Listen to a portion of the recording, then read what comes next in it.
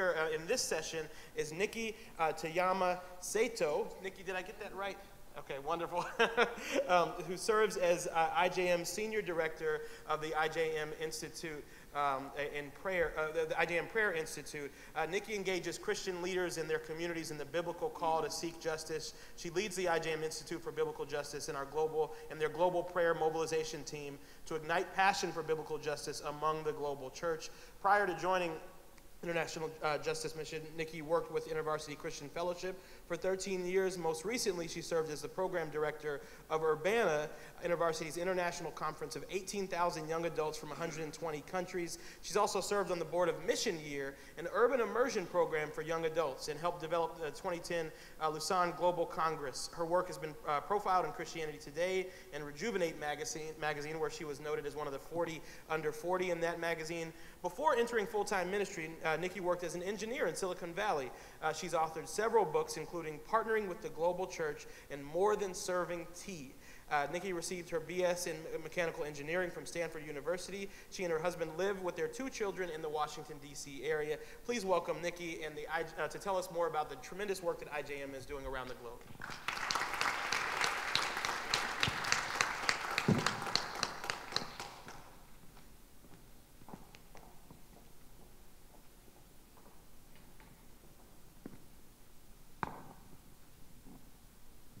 I was listening to NPR the other day, and they were doing a great profile on children and how children look at race. It was hilarious. The reporter was asking children questions, and the children had this script absolutely down pat. When asked, the children would say, "Everyone is equal." And then there was a moment in the program that I loved, where a little girl, she said, "Everyone is equal." And then she said to the reporter, "What is equal?" The kids know what to say, and I felt like that was a mirror of our society. We know what to say, but the problem is that what to say has not necessarily translated down to our beliefs, our actions, or our behaviors. In the realm of trafficking and modern-day slavery, equality cannot exist for trafficking to flourish. Because if there is equality, you cannot have trafficking, because one must be the owner and one must be the commodity. One must be human and the other must not. One person's life matters and the other person's life does not matter. Those are the conditions that are needed for human trafficking to survive in modern-day slavery. But as Christians, we are called to more than equality. Right? We heard references to it throughout the day. We're called to more than equality. We are called to recognize that each person bears the image of God, and that everyone has an invitation to flourishing. It's in this flourishing that they fully reflect the image of God that was imparted within each individual as well as each community of people. That as Christians, we strive for freedom, because freedom is the condition needed for people to express and to steward well the image of God. Now, the things that I'm going to say here, I think, are both very relevant for both the racial justice conversation as well as for the anti-trafficking one, right? We need to recognize these principles as an invitation from God into deeper engagement with racial justice, as well as deeper engagement in the anti-trafficking conversation. So, fighting for freedom and fighting for the conditions in which people can then flourish, because that is how they represent the image of God. But not only that, right? If we don't have all people flourishing, then the image of God is not fully reflected. Our view of God is then shallow and partial. But we fight for freedom. We fight for freedom because there are systems and powers and principalities that are preventing people from flourishing. But not only are we called to fight for freedom so that everyone can flourish because they are carrying the image of God, but secondly, we have been invited in to be the family of God. And when one is in pain and in suffering, all are in pain and suffering, right? We cannot deny that if one person is being oppressed, that as a family of God, all of us feel that pain. It affects all of us. So while this world may stop at equality, we as the church need to step up, because we have actually a higher calling, a calling to fight for the freedom and the conditions in which all can flourish, and to fight for the freedom for all of our family members around the world. One of the stories I like to think about is IJM was working with a bunch of churches in the Philippines. And it was just fantastic to see the church in the Philippines, because the dividing wall of hostility there was between Protestants and Catholics. And one of the things that IJM was just privileged to get a front row seat on is the gathering together of this Protestant community and the Catholic community to stand up for the issue of fighting for freedom against human trafficking and against slavery that was happening in the country. It was a remarkable, ironically, it was called the Freedom Summit. And it was a remarkable gathering of the broader church in that community that was saying, we want to fight and to stand for freedom as a unified church. And that picture for me was a picture of the church that is painted in Ephesians. We heard reference to the beginning part of that passage. But in Ephesians, we are challenged that it is the unity of the church that has the power to speak to the powers and principalities about the power of the death and resurrection of Jesus. Do you hear that? It's the unity of the church that has the power to speak to the powers and principalities that are preventing people from engaging in the freedom and flourishing that God intended. It's not the programs of the church.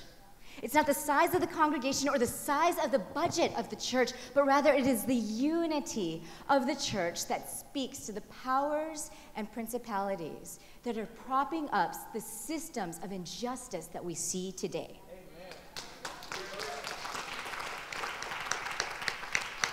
In South Asia, we've seen an extraordinary movement of prayer, a prayer of people from every denomination and every major stream of the church. In South Asia, one of the places where there's the highest number of people in modern-day slavery, we're seeing a movement of prayer, of people partnering together, standing unified behind this particular issue and saying no more.